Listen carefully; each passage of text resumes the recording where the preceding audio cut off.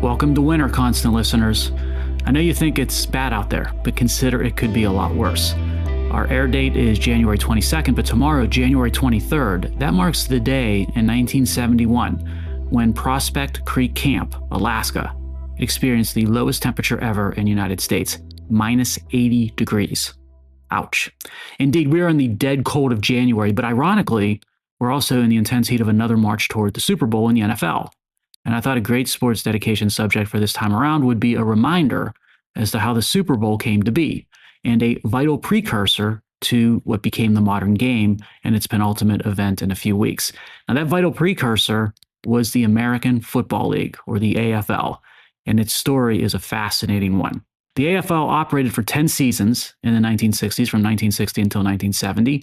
And in 1970, it completed a merger with the older established rival National Football League, or NFL. And when it merged into the NFL, it formed the core of the American Football Conference, or the AFC. Before merging into the NFL, that AFL was directly competing with the NFL. And from its start in 1960, all the way through to the merger, that was the case. The AFL was not the first attempt to take on the NFL. It was the fourth major attempt and the first to succeed. 3 earlier rivals to the NFL carried the same name of AFL, and you saw that in the 20s, one in the 30s, and one in the 40s. They only lasted a year or so before collapsing. And there was the All-America Football Conference in the second half of the 1940s, which also failed. But this fourth version or attempt of the AFL, it succeeded in the end, and it helped form the modern NFL as we know it. The AFL was created by a group of owners who had, I'd call it, some chips on their shoulders, because they had been refused NFL expansion franchises, or they had only minor shares of NFL teams.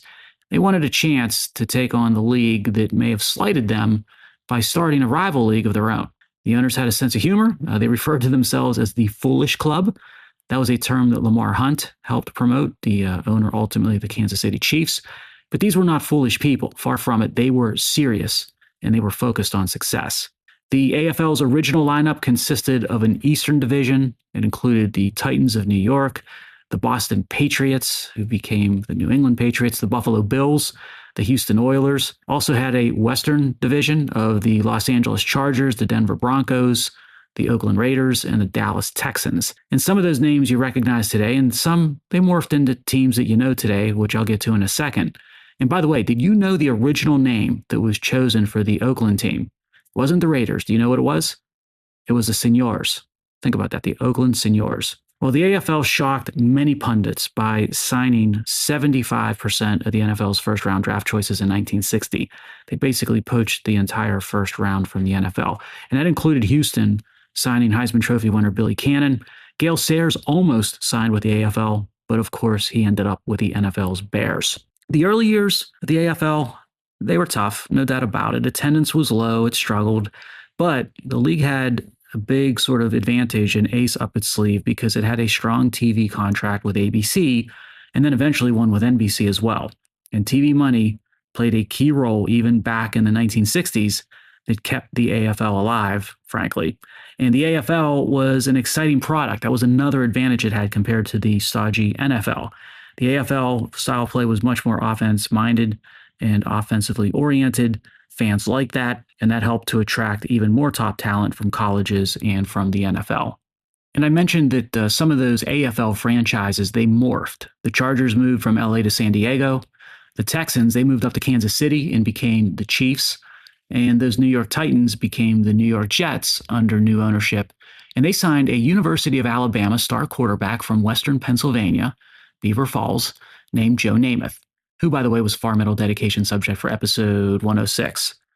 The Jets and Namath, they helped promote the AFL in Gotham and with major media, because a lot of major media was centered in New York City. The AFL head-on competition with the NFL worked its magic, placing Al Davis, who was the GM and coach of the Raiders at the time, in as league commissioner. That was another crucial move. And the leagues agreed to a merger in 1966. Among the conditions were 2 things that we've come to know quite well: a common draft and a championship game played between the 2 league champs, first played in early 67, which would eventually become known as the Super Bowl. In the merger, the AFL and NFL, they operated as separate leagues once they signed the initial merger until 1970. So they They announced a merger agreement in 66, but still operated as separate leagues, meeting in a championship game until 70. And they had separate regular seasons, separate playoff schedules, except for the Super Bowl. NFL legendary commissioner Pete Rozelle, who was our dedication subject for Far Middle 146, he also became chief executive of the AFL until the merger was wrapped. The AFL expanded in the late 60s after the merger agreement. They added Miami with Dolphins. Cincinnati brought the Bengals. And after losses by the first two AFL NFL World Championship games to the Green Bay Packers, the AFL ended up redeeming itself by having the New York Jets and those Kansas City Chiefs win Super Bowls 3 and 4. So now the AFL found itself on equal footing with the NFL when it came to on-the-field competition. And right on time, in 1970, the AFL was absorbed into the NFL.